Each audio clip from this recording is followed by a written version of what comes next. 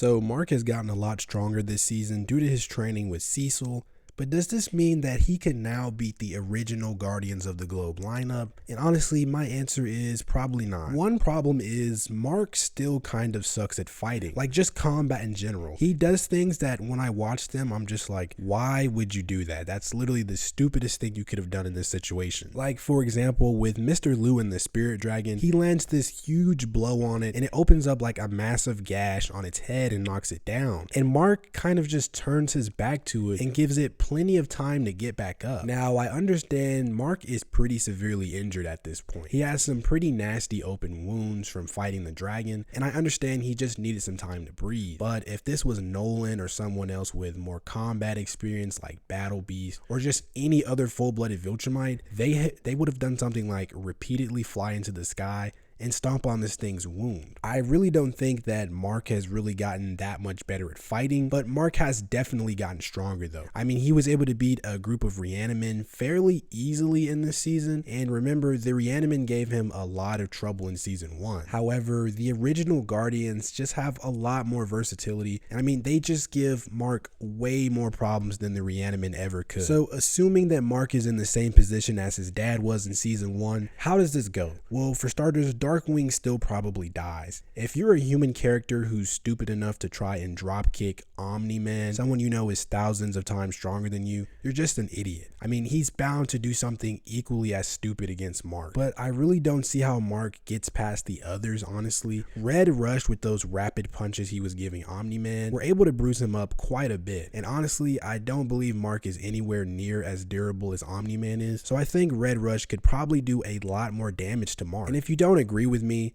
I mean, Omni-Man fought that dragon for like 10 days straight. Meanwhile, Mark got severely wounded by it in like under 5 minutes. Physically, he's just not at that level yet. Also, Red Rush was still able to react to Omni-Man's attack, and this was like a serious punch. Omni-Man was trying to take the Immortal's head off, and I don't think Mark is honestly as fast as Omni-Man yet, and even if he was, Red Rush would still be able to react to him. And this next part sounds like a joke, but I even think the fish guy, Aquarius, would give Mark some trouble. And I know that kind of sounds crazy, but compare Omni-Man versus Aquarius to Invincible versus Powerplex. When Aquarius is blasting Omni-Man with water, holding him back, he gets the idea to jump over the blast of water and try to attack him from there. Mark goes through the exact same thing against Powerplex, but it's a stream of energy, and you know, he just keeps walking through it, which to be fair, it did work, but it just goes to show that he still doesn't have the same, he doesn't see the same openings that Nolan does in combat, so he's just really not at that level yet. So I mean, if he's just gonna sit there and let someone blast him and push him back, that gives the rest of the Guardians ample time to attack him. Mark might be stronger than these guys individually, I mean especially the Immortal, because you know he sucks, but if they get him into the same situation that they got Nolan in,